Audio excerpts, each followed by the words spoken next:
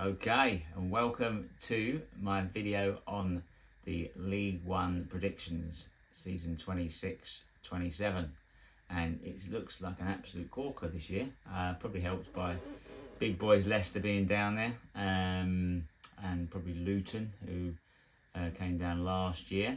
So there's some exciting times ahead for League One, and it's not the easiest to pick.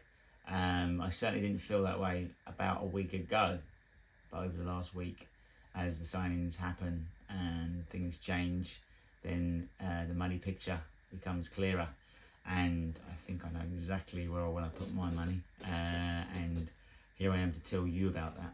So as ever, please gamble responsibly. It's only a bit of fun, so enjoy it, and let's see if we can pick a few winners. So yes, be really good to hear your comments and what you think about my selections, what selections you have, and anything else. So please feel free to put comments below. And before we get going on next season's predictions, I just want to quickly mention last year's predictions. I was very heavy on Stockport last year. Completely baffled me and a lot of people. No one would have picked Lincoln City to win the league, I wouldn't have thought. And if you did, fair play to you. I think they were 17th in the betting last year. Cardiff were a bit more easy to back, but they were in turmoil a little bit when they first went down. Their managers done really well for them, and they got them into second. And then behind them were my selection, Stockport County. You couldn't do top three bets the way I did it last year. I did promotion bets. I thought, well, if they don't get the top two, it gives them a chance to win in the playoffs. And they got to the playoff final, so it was very close. Bolton obviously beat them 2 and came in fourth. And actually, during the season, I actually started to put a little bit of money on Bolton when there were bigger prices, because they were playing well without winning. And that was that one. That was the main selection. I think to go down, I had 3 selections I was really talking about. I had Exeter and Northampton, who did go down in selections, but they were quite short prices. I didn't want to give you guys that, so I went for Peterborough as the other team. I forget where exactly they came, something like 18th, I believe. They were at the bottom for a long time, changed their manager, and hence don't get too involved with bigger stakes on relegation teams, basically, because manager changes and suddenly everything changes. So there you go. Right, here we go. So League One predictions for this year. So I was a bit undecided about a week ago, and there's certain transfers have come in, and so you're reading up enough and getting that gut feeling and who you think's going to win slowly grew on me. I actually have gone for this year in third, Stockport County. I think they'll replicate what they did last year. Their new manager is Jimmy McNutty, who has played for Rochdale a long time ago. Quite early into his management career, he has taken Rochdale with lots and lots of points up from National League to League 2 this year, and he's made the jump now to Stockport to carry on David Challender's work, and I believe he's a great choice to do so. So I'm expecting big things from them. They have signed some good players, including Barnet's 25-year-old player of the season, Ryan Glover, who's scored 14 goals in midfield over 94 matches for Barnet, and they were sad to have him go. And their signing's been pretty good. Their captain has re-signed. There's some good signs there from them. Expect big things, but not quite enough to win it. And in second place, I'm going for Luton Town. Now, I was very and ahhing in between them and the first place team for a little while, but just decided against them in the end. This is the team that's managed by Jack Wilshere, former Arsenal great player, who obviously got injured plenty and had to give up his career a little bit earlier than he wanted. But he made great strides last year. He joined, and then they took a while to get going. I think obviously his ideas in place and whatever, and had a fairly strong team. Obviously coming down from the Championship already, and now at the end of last year, he managed to get so close to the playoffs in the end. It was only pipped by 1 point in the end. They won 7 of their 8 of their final matches in League One last year. So coming into this good form, I like the way they talk behind the scenes. You can tell from players and the comments they're making, they seem to really enjoy themselves there. He's managed to convince player from West Ham, Northern Ireland, West Ham and Northern Ireland striker Callum Marshall to join. He's a forward. Scored some goals in the youth team, and is very highly liked by Jack Wilshere. He's been bigging him up ever since he signed. So it'll be interesting to see how he gets on. They've had they've signed Bolton's ever-present defender George Johnson. And Newcastle right back Harrison Ashby has joined on a season-long loan, and he's a good, highly rated player also. So yeah, I'm thinking big things for them, and I think they would make a good bet at 11-4 for promotion. If you think about promotion, gives you a few options there. If I think they're going to be second, they could come first and still get me money. And if they're in the playoffs and manage to go up that way, then you're also going to be on a winner there as well. So the other bet I didn't mention earlier when I was talking about Stockport is that they're actually 2-1 to be top 6. So I was talking about them coming third. Most tipsters I've seen out there have all put them in the top 6. So that's a pretty good price, and you've got lots of places to play with. So that could be one that's good in ACCAs throughout the divisions. If we do one from each league of a similar kind, put them together in a nice little ACCA bet, that could pay nice and handsomely, and wouldn't have big stakes on that either, which is good. And then we're on to who's going to win the league. Now, I didn't want to do this team in some ways because it is the obvious team. It is Leicester City. But you really have to be careful with these teams, these big teams that come down. It can go two ways, and that's what I've been saying the last week. The transfers have been going in the right direction, and players that they thought were going to leave haven't left yet, so they've got plenty of good players there at the club, which have stayed, and then you've got the right sort of signings coming in. They bought a player called Cullen from Swansea, and from the sounds of it, everyone loved Cullen at the club. He's been there a number of years, and he's done very well. He's come at a good age now where he's got the best of his years ahead of him. Sort of goal scoring, attacking midfielder, creative player, really unlocked defences. They also signed Connor Chaplin from Portsmouth via Ipswich. He played most of the games last year for Portsmouth. Very integral part of their team. Obviously, that's Championship level you're talking about. He's come to sign for Leicester alongside his very good friend Wes Burns. So they're two to play in tandem, playing and off the pitch. Really get on really well, and Ipswich fans are like, you've got a great deal there. You don't know how good you've got it, and the fans are very sad about Wes Burns leaving, particularly 31-year-old. So nice experience there, both from at least mid-20s onwards. And high quality. Wes Burns has now gone to play for Ipswich and helped them get promoted to the Premier League. These are the sort of level you're talking about with these players. And not to mention also, the biggest thing of all was Russell Martin, the new manager, who had a bit of a torrid time in the sense of when he went to Rangers a bit early, maybe shouldn't have taken that job. Was particularly good at Swansea and then Southampton in the main, but then ended up getting rid of him, I think, a bit early. And he's high level manager. He's not manager League One level necessarily, but he's seen the project there obviously. So all these things are in a pot, and my gut feeling really is Leicester can be strong. And they're not as short as I thought they might be, and I think they'll get shorter. They're 5-2 to win it, which I think is stonking actually now. It was a bit un-and-ahhing a week ago, like I said. Now that I've done the Champions selection, let's get straight on to season handicap. It's quite simple. Leicester, if I think they're going to have the season they're going to have, and then 18-1, and the handicap betting is awesome value.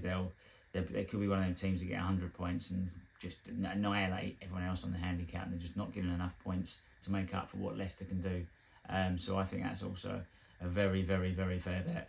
81 each way. So yeah, that's Leicester City. Get them in your book, or tell me what you think about that. If you think that's not right, then let me know. But I think I'm right.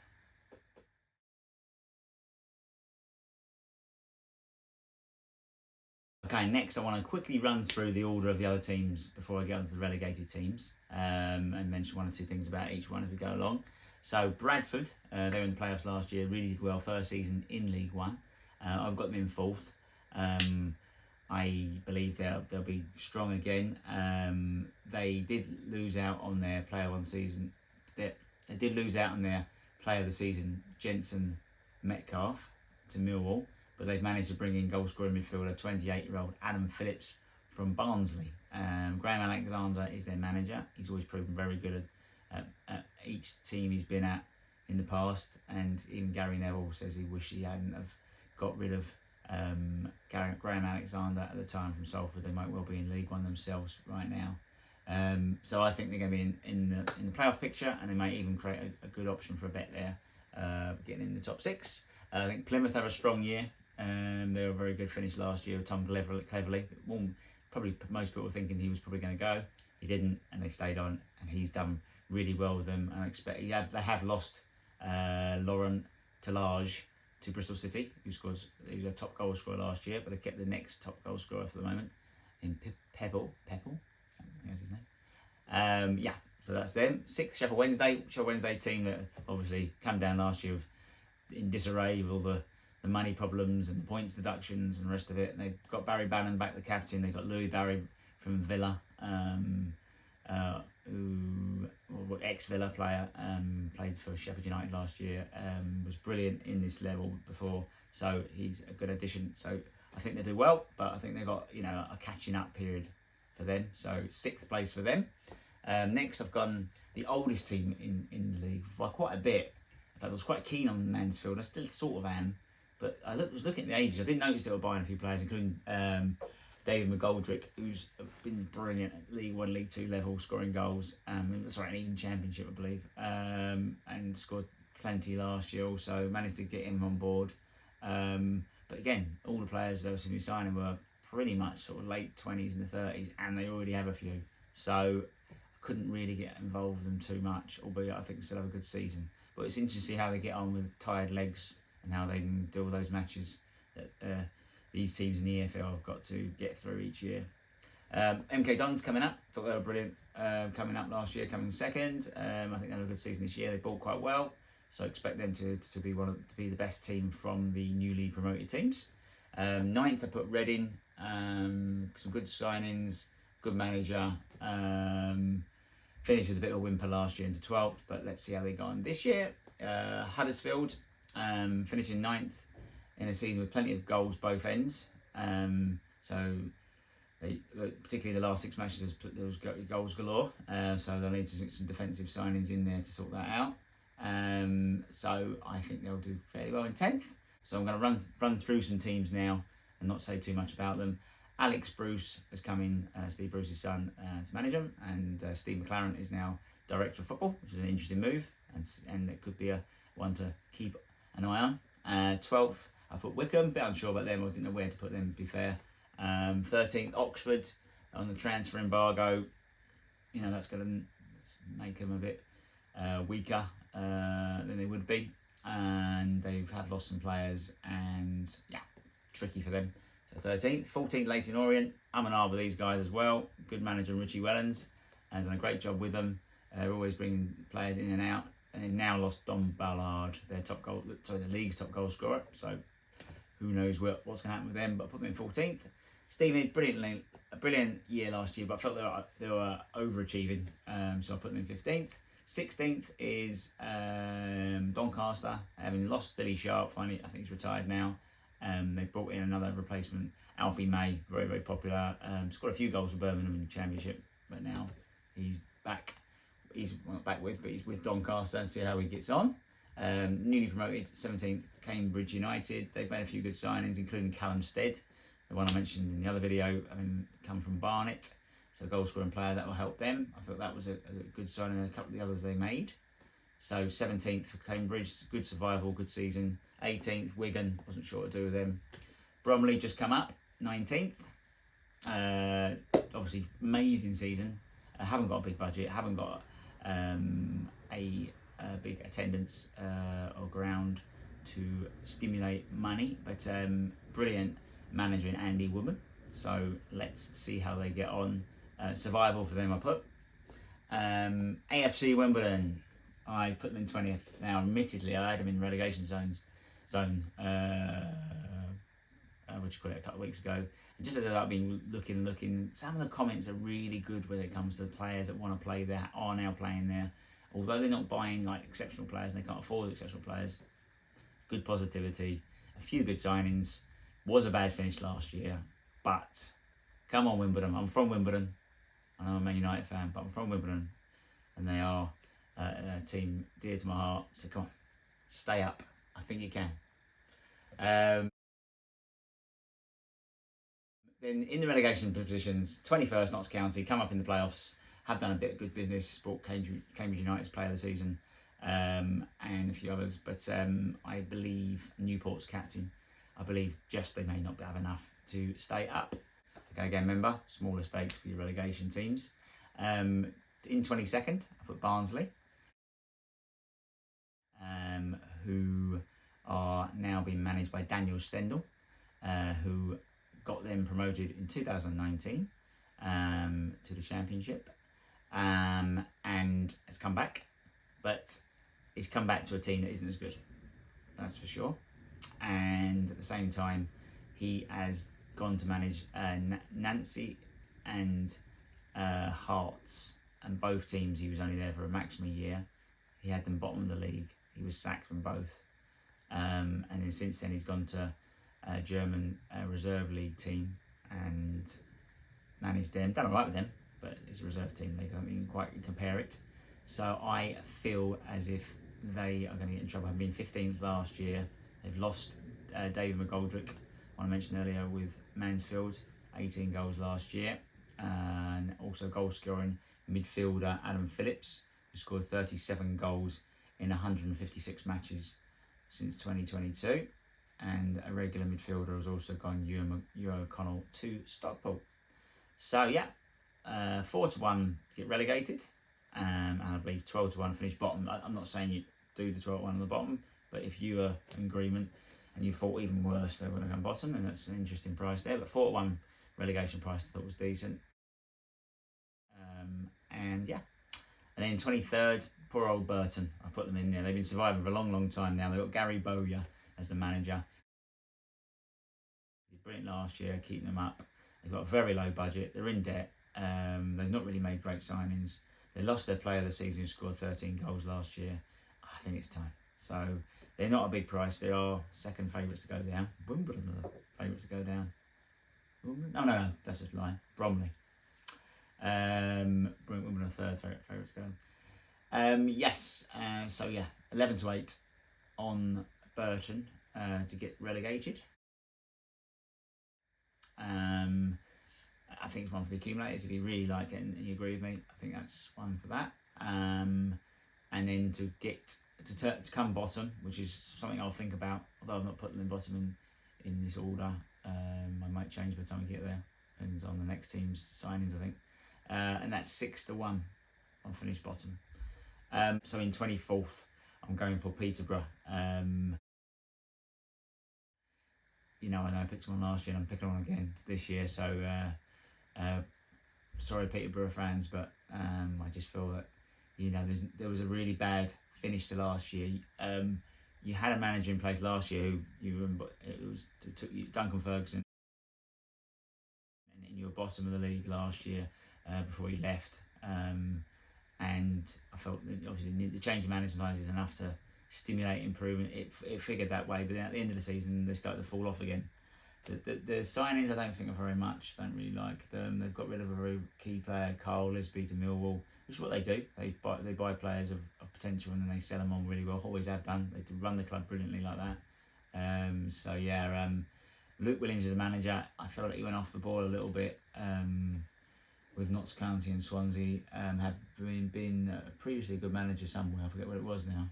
But yeah, So Luke Williams, I don't rate him particularly at this level. So, you know, he's probably a little bit better in League Two and National League. Yeah, so Peterborough, 7-2 to get relegated. And I've put them bottom currently, so I'll definitely be looking at them at 12-1 for bottom. I'll be deciding between them and Burton for that role. Yeah, so that's those bets. Okay, and then sort of other bets looking at, I mentioned Handicap earlier. I do think Leicester, as 18-1 mentioned earlier.